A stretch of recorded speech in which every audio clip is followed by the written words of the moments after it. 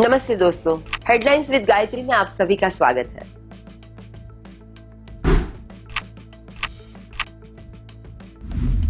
आज की top stories है यूएस ईरान सीज फायर पर उम्मीद की किरण, गिलगिट सीरियल किलर का सेंसेशनल कबूलनामा जिसने लॉन्ग आइलैंड को दहला दिया, और मैथ्यू पेरी की मौत से जुड़े केस में 15 साल की सजा।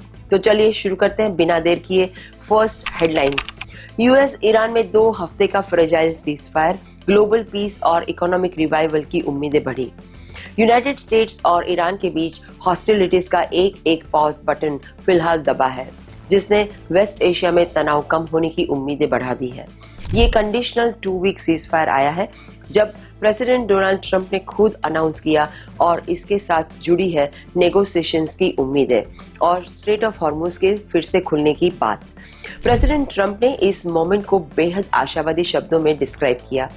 उन्होंने ट्रुथ सोशल पर लिखा, विश्व शांति के लिए एक बड़ा दिन, ईरान ये चाहता है, उन्होंने बहुत झेल लिया और बाकी सबने भी। United states of America straight of Hormuz में ट्रैफिक बिल्डअप में मदद करेगा, बहुत सारी पॉजिटिव एक्शंस होंगी और पैसा बनाने के भी ढेरों मौके होंगे। तो दोस्तों, प्रेसिडेंट ट्रंप का लहजा अब धमकी से बदलकर कारोबारी हो गया है, जो कि एक बहुत अच्छी बात है। देखते हैं ये सीज फायर कितना टिकता है और क्या ये लंबी शांति में बदल पाता है। सेकंड हेडलाइन की तरफ आगे बढ़ते हैं। गिलगिट सीरियल किलर का कबूलनामा, एक कन्फेशन जिसमें उसने 8 मासूमों की हत्या का पूरा डिटेल डिस्क्रिप्शन दिया। शक्ल पर शराफत का स्टैंप नहीं छपा होता, और ये इस केस से साबित होता है। मैनहट्टन का एक टॉल आर्किटेक्ट जो डबल लाइफ जी रहा था, वो ही निकला so called Gilgo killer. Rex Heuermann, जो कि 62 इयर्स का है, उसने बुधवार को कबूल कर लिया है कि उसने 8 सेक्स वर्कर्स का गला घोंटा और उनके शवों के टुकड़े किए। इस कबूलनामे ने लॉन्ग आइलैंड को दशकों से सताने वाले इस केस में लंबे इंतजार के बाद क्लोजर दिया है। कोर्ट रूम का दृश्य बेहद भयावह था।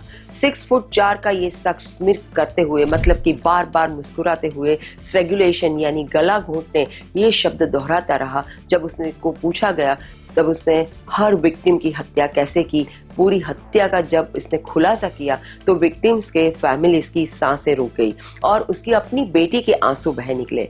उसने अपना अपराध स्वीकार किया कि उसके विक्टिम्स की सूची में अंबर जो कि 27, मगन 22, मेलिसा 24, मॉरिन 25, ये चारों तो थी, लेकिन उसके अलावा वेलेरिन, जेसिका और सैंड्रा 20 और 25 साल की उम्र की थी, जो उसकी पहली विक्टिम थी, जिसे उसने 1993 में मारा, और कैरिन वैग्रा 34 की थी, जिसके 1996 में हत्या करी।